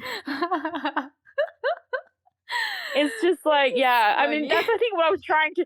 It's so funny. That's what I was trying to say, and I was completely oblivious myself that, yes, of course, obviously, that's, like, a huge part of it. So, I'm like, you're like, I don't really know what to say. I feel like you're like, is she pointing out the complete obvious, but she's missing the... You're like, she's completing out the... You're like, she's pointing out the complete obvious, but she seems to be missing the point. Yeah, no, well, okay. I'm embarrassed now, but I'm glad that I was right. Even though I didn't know what I was quite actually saying. You're pointing to the point, but you're missing the obvious. Yeah, I was totally thinking. I was doing a parlay. Taking the long road. That's right. I got around there eventually. But yeah, no, of course. Like, I mean, I'm very curious to see his eventual, like, you know, other shoe dropping moment where, like, you know, he works it out or he's told or like whatever. Yeah, it's gonna fit his personality. Yes, well, yeah. Stop laughing now.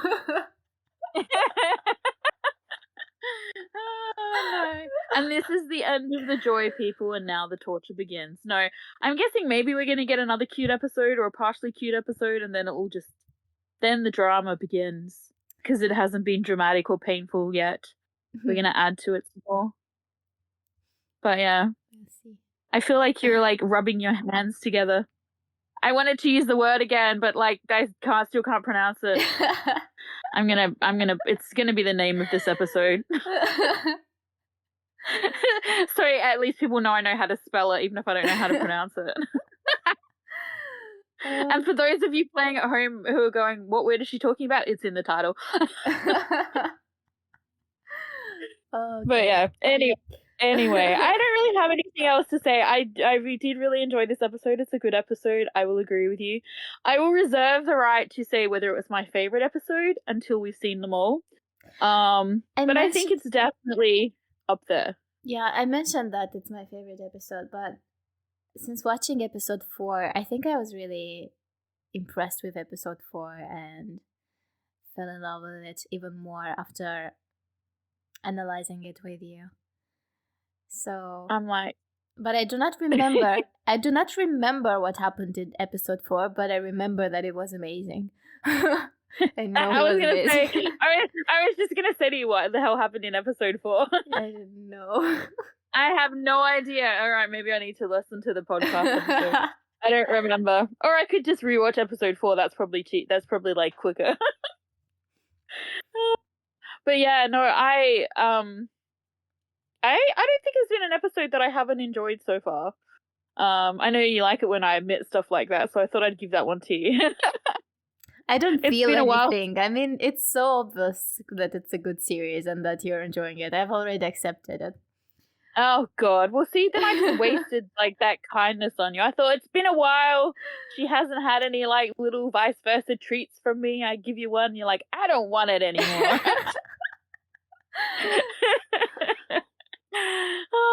Anyway.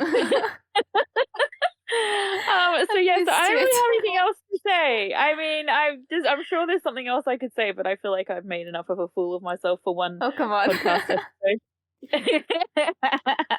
You see, this observation is really good because of reasons, but I don't want to mention the reasons. So sorry, what did you say? I want to make you feel better, and I'm gonna say that this observation is good because of reasons, but I don't want to tell you the reasons. Oh, something that I said during this podcast? Yeah. Mm-hmm. Oh, okay. All right, you'll have to tell me later on. I'll have probably forgotten whatever it was I said. Oh, you'll remember. Oh, okay. When the moment is right. I feel like you have way more faith in me than you should. But we'll go with that. I will totally remember. So, but yeah. Oh well, episode 10, here we come, I guess. So I guess this is it. This is it. Yep. Thank you for spending your time with us. Share the podcast with people who you think might be interested. Share it on social media. And also, I want to mention again that we're going to do podcasts for Grandmaster of Demonic Cultivation and all for the game. So if you want to read those books you can get them, you can look into this, you can prepare yourself, because we are definitely going to do it. We don't know when exactly, but probably this year, right? Yeah, I think so. Or at least we'll start one this year. Yeah, I mean, what do you call it? Grandmaster of Demonic Cultivation. I have all of the books except for the last one, and but it will take us a while to get to the last one. So essentially, we could start it whenever. Yeah, we'll let you know when we start reading them, though. Yeah. And we'll prepare more. We'll say more stuff. Yeah, I mean, I haven't read the books, but Morella has, so it should be interesting. Yes, I have, but I forgot most of the stuff. That's because you were just like mainlining every Dame book you could find. Yeah. But it's still the best one. It's still far higher above all the other novels that I read in this genre. Yeah. I'm just looking forward to all of the discussions on I know there's a lot of interesting and messed up themes and stuff. Just say it. You can't wait to read the extra chapters and talk to me about them. It's all about the extra chapters. I was totally not of talking about the extra chapters, but now that you've brought them up, we're definitely going to be talking about them because I want to know what it sounds like when you blush. We'll see. We'll see how we go. Maybe I might read them and be like, "Oh no, we can't talk about these." Well, we must. I doubt it. I mean, like, it's very hard to get me to shut up. Hence the end of this podcast. So, anyway, the books are coming. So yeah, if you're interested, grab a copy. You can. I think most of them you can like borrow or find ebooks for as well. So you don't actually have to buy them. You can, borrow them or things like that. Yeah. So, goodbye for now. Bye.